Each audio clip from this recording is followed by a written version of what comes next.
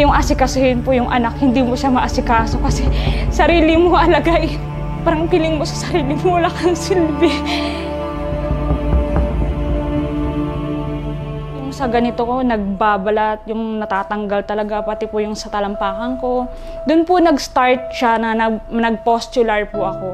So parang buong katawan ko po talaga, nagnana. 40 years old ka, ano pipiliin mong trabaho? Hindi mo alam kung paano ka upo, hindi ka alam kung paano ka higa.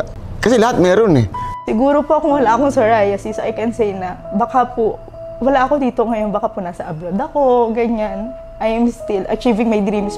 Para pong binabalatan, gano'n na parang nasunog. Hirap na rin po ako nung dumilat, lalo na po pagka maliwanag. Kasi pati po yung eyes ko nun mapula. Ang dami kong gustong gawin.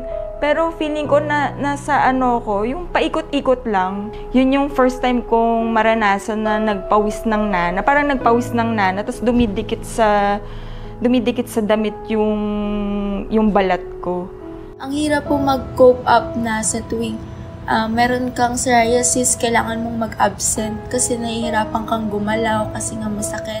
Minsan naisip ko na, kapag ginawa ko ba to, pag napagod ako, magkakasakit ako, hindi magkakaroon ako ng psoriasis. So parang nagiging limited na lang po yung mga galaw ko para po ma-make sure ko na magiging ayos ako and para ma-avoid ko na din po yung sarili ko na magkaroon ng mga flare-ups kasi mas mahirapan po ako kapag lumala. So yung anak ko ngayon may cerebral palsy. So parang doble-doble na, dalawa na kaming PWD sa pamilya. Ang daming question namin mag-asawa that time, bakit din nangyayari sa kanya yun. Sinisisi ko din po yung sarili ko noon kasi parang iniisip ko nga ako yung dahilan kung bakit po siya nagkaganon, bakit po siya nagkaroon ng cerebral palsy. Sabi ko siguro dahil sa mga iniinom ko po dating gamot, yung mga ganun po yung datingan po sa akin. Ang mahal ng gamot naman natin eh. For me alone, yun sa ointment alone, no? 1/8 per week. Iba pa yung gamot sa sabon, iba siyempre yung sabon mo. Iba pa yung shampoo mo, ganyan. Meron ko pa pinapait sa ulo. Pang mayaman eh. Tao ko, anong pag hindi ka nakapagtrabaho? Mga kabatch ko noon, mga dentist na, ganyan. Ako po naiwanan sa bahay. Hindi ako nakagraduate ng college. Nag-stop ako noon kasi mag-work din po sana talaga ako kasi nagsama na kami nung father po ng anak ko. Sakto po, umatake din yung arthritis ko noon, tsaka po psoriasis. So, hindi ko na rin po natuloy mag-Manila para po mag-work sana. Ramdaman ko nun takot kasi feeling ko mamamatay na ako nun. First time kong naranasan na ganun ako kahina, tapos nag-chills ako. Doon pumasok din sa isip ko na baka last ko na to na flare. First time yun na nagnanan. Siyempre natatakot ako ano nangyari sa katawan ko dahil hindi ko naman na-experience yun before. Hindi po ako tumitigil ng search. Bakit? Ano kaya to? Saan to nagmula? Sino kaya yung may mga katulad ng kalagayan niya? Kasi hindi ako forever na nasa tabi mo para alagaan ka. Gusto ko, paglaki mo, kaya mong i-manage yung sarili mo, kaya mong alagaan yung sarili. Generalized pustular psoriasis, GPP, is a rare and severe form of psoriasis characterized by widespread inflamed skin covered with pustules. Generalized pustular psoriasis is an autoimmune disorder that causes the immune system to attack healthy skin cells. Early diagnosis and treatment are crucial in managing the condition effectively. Nung 18 years old po ako, nag-manifest yung psoriasis ko through my scalp. As I age po talaga, nag-develop na siya from guttate to plaque and then nag-pustular psoriasis na. Nag-start po yung psoriasis ko, mag-18 po, 17 years old exactly. So, akala ko noon, nakaligo lang ako ng yung poso. So, akala ko na-irita lang po doon kasi parang bungang araw lang talaga siya, the whole body. Hindi pa po ako pinadoktor noon, parang albularyo, 25, nanganak po ako.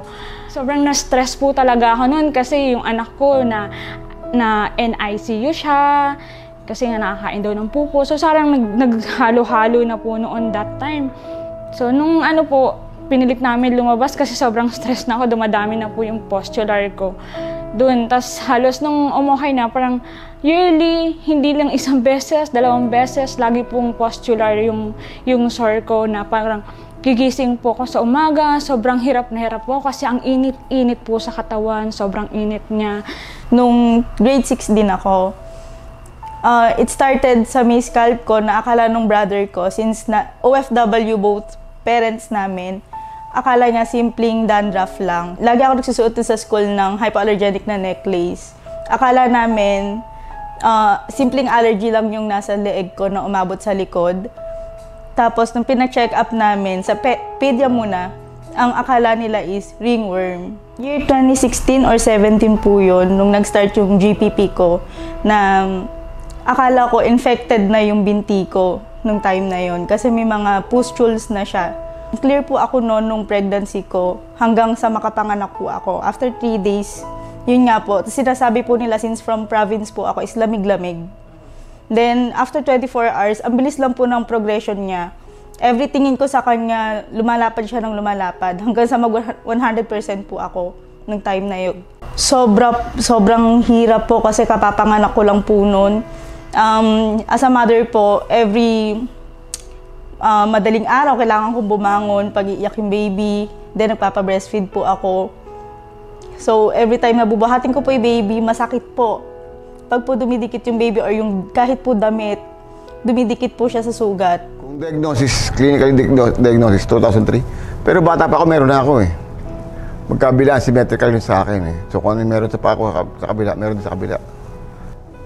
Tapos, nung nag-40 years old na ako, pausbong na yung karir ko, yun, na-diagnose ako ng ano, nagkaroon ako ng sa balakubak, dumami ng balakubak.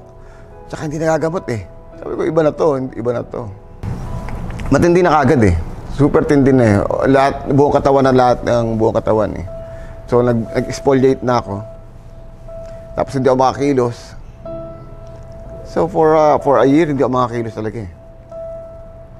Akala ko, mamatay na ako eh. Nag-start ang psoriasis ni Hannah since 2 months old. Na-misdiagnose siya as atopic dermatitis. And then, nung gumaling siya, 5 years old nung bumalik ulit yung ganong condition niya, psoriasis. Nag-undergo siya ng skin biopsy and then dun po namin nalaman na pustular psoriasis yung condition niya. My name is Joelyn Punsal. I'm 27 years old. Sa mga kagaya ko pong may GPP, huwag niyo pong sukuan yung pangarap niyo. Kasi ako, sobra akong nagsisisi talaga. And kung if ever man na magkakaroon ng pagkakataon, siguro since sobrang baba na ng self-esteem ko and magkakaroon ng pagkakataon na maging clear man lang ilang years, susubukan ko pong ma-achieve yun. Sana kayo din. Ako po si Joel Mataro, 58 years old. You have to pray. Yun lang naman ang panlaban natin. Yung malaman mo na medyo sa taas, napakalaking bagay. I'm Starry Tito, 39 years old. Sa government po natin, I hope marinig niyo po ang daing namin na may GPP, na magkaroon po kami ng access sa gamot. Kasi talaga pong malaking tulong po to sa community namin. Yung simpleng mabuhay ng masaya, yung wala kang pain, napakalaking tulong po yun para sa amin. My name is Liza Reyes. I'm 37 years old. Hiniling ko po sana sa government na sana po tulungan po yung mga kagaya po namin. Lalong-lalo na po yung mga wala po talagang sapat na budget para po ipagamot yung mga kagaya po namin. Kasi ang hirap po sa part namin, lalo po pag ganitong ang bigat sa amin financially, emotionally. So sana po mapansin po kami ng government. My name is Hannah Mariel A. Arjona. I am 17 years old. I'm Michelle Arjona. I am the mother of Hannah Mariel. Pag nagkaroon ng chance, ipaperso ko po maging doctor, maging dermatology po. And I'm hoping na in the future po, makatulong po ako dito sa Psoriasis Philippines. Ang masasabi ko lang po, lalo na sa mga kapwa ko po magulang na may mga anak po na nakakaranas po ng GPP. Mas habaan po yung pasensya, mas maging mapagmahal, lagi pong susuportahan yung mga anak nila. Kasi po, yun po yung makakatulong kung paano po nila haharapin yung sitwasyon nila. Lalo na po pagdating po ng mga flare-up days na natatanong nila sa sarili nila, bakit kami nagkakaganito? Ayoko na, bakit kailangan mangyari to? Ako po kasi lagi kong sinasabi sa anak ko, hindi bibigay sa'yo ni Lord pag hindi mo kaya. Kaya nagkaganyan kasi strong ka. Kasi kaya mo. Sabi ko, hindi ka naman nag-iisa sa mundo. Sabi ko, ganun sa kanya, laban lang palagi. Ako po si Emilio Casanova, isang IFPA GPP Ambassador. Mga 20 years na rin po ako may GPP at patuloy na nakikipaglaban sa rare disease na ito. At dahil nga po ito ay rare, tinataya mga 1.76 per million lang ang may ganitong sakit sa ating populasyon. Importante po sa tao may GPP ang maramdaman na may kadamay siya at hindi siya nag-iisa. Importante rin pong malapatan siya ng immediate care para po maiwasan ang komplikasyon. Kami po sa Psoriasis Philippines ay maaaring mag-refer ng mga pasyente sa tamang eksperto na kayang tugunan ang ganitong karamdaman. Ilan po lamang iyon sa kalagahan ng isang lehitimong support group tulad ng Sorfil. Kaya't samahan niyo po kaming ipalaganap ang tamang kaalaman ukol sa rare disease na ito. To know more about GPP, please contact us through our website and social media pages. We need you to join us against our fight for GPP and help us save lives.